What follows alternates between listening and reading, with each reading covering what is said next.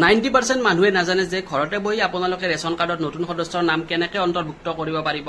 এই ভিডিঅ'টোত মই আপোনালোকক দেখুৱাই দিম। ভিডিঅ'টো ভাল লাগিলে লাইক কৰিব আৰু এতিয়ালৈ যদি ফলো কৰা নাই ফলো কৰি ৰাখিব। এতিয়া হওক আপোনালোকক দেখুৱাই আছো কেনেকৈ আপোনালোকে নতুন সদস্যৰ নাম অন্তৰ্ভুক্ত কৰিব পাৰিব। আপোনালোকে প্লে ষ্টৰত সাৰ্চ কৰিব মাই ৰেচন কাৰ্ড এপ, ঠিক আছে। মাই ৰেচন কাৰ্ড এপ বুলি সাৰ্চ কৰিব বা মাই ৰেচন এপ বুলিও সাৰ্চ কৰিব পাৰে। তাৰপিছত আপুনি ইয়াতে দেখাব এইটো এপ যিটো 3 নম্বৰটো আছে মেৰা ৰেচন এপ, এইটো আপোনালোকে ডাউনলোড কৰিব। এইটো একেবাৰে গভৰ্ণমেণ্ট এপ হয়, যিটো নেকি আপোনাৰ 10 মিলিয়ন মানুহ ডাউনলোড কৰিছে। তো আপোনালোকে এইটো এপ ইনষ্টল কৰিব। মোৰ তাত যিহেতু ইনষ্টল হৈ আছে তো ইয়াতে আনইনষ্টল আৰু অপেন দেখাইছে। এতিয়া মই অপেন কৰিম এপটো অপেন কৰাৰ পিছত ইয়াতে আপুনি এলাউ কৰিব। এলাউ কৰাৰ পিছত আপোনাৰ এপটো অপেন হৈ যাব। ইয়াতে আপুনি লেংগুৱেজটো সিলেক্ট কৰিব। এইটো মই ইংলিছ সিলেক্ট কৰিলোঁ।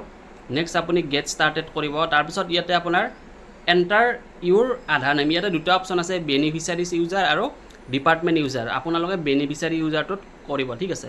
আৰু ইয়াতে আপুনি আধাৰ নাম্বাৰটো বহুৱাব। তাৰপিছত ইয়াতে যেতিয়া আপুনি আধাৰ নাম্বাৰটো বহুৱাৰ পিছত ইয়াতে কেপচাটো ফিল কৰিব, যেনেকৈ আছে তেনেকৈ লিখিব। কেপিটেল লেটাৰ থাকিলে কেপিটেল লেটাৰ, স্মল লেটাৰ থাকিলে স্মল লেটাৰ লিখিব। তাৰপিছত ইয়াতে লগ ইন উইথ OTPত ক্লিক কৰিব। কেপচাটো মেটচ নহ'লে মানে প্ৰব্লেম হয়।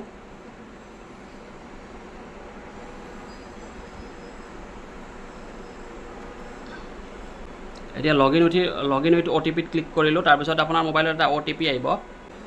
OTPটো আহালে অলপমান ৰখিব।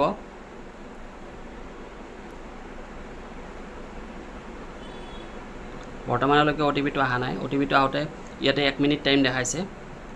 তো OTPটো আহিলে মোৰ তাত এইটো হাইড হৈ আছে বৰ্তমান।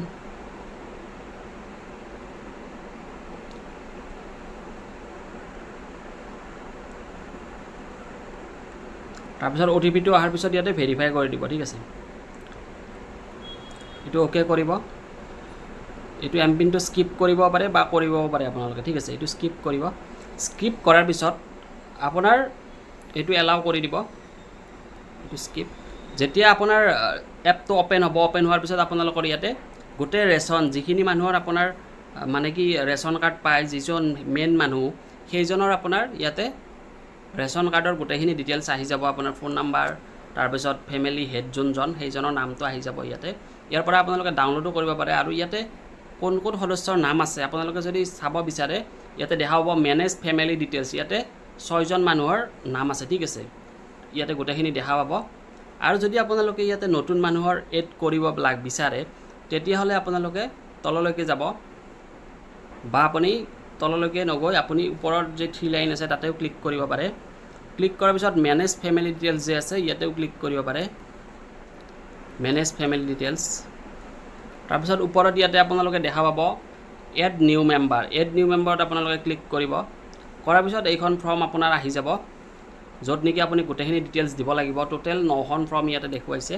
এই গোটেইখিনি 9খন ফৰ্ম আপোনালোকে ফিল আপ কৰাৰ পিছত আপোনাৰ যিজন সদস্যৰ নাম আপোনালোকে অন্তৰ্ভুক্ত কৰিব বিচাৰে সেইজনৰ নামটো আপোনাৰ ৰেচন কাৰ্ডত অতি সোনকালে, অৰ্থাৎ আপুনি যিহেতু ডিজিটেল মাধ্যমেৰে কৰিছে গতিকে সোনকালে আপোনাৰ নামটো ৰেচন কাৰ্ডত অন্তৰ্ভুক্ত হ'ব।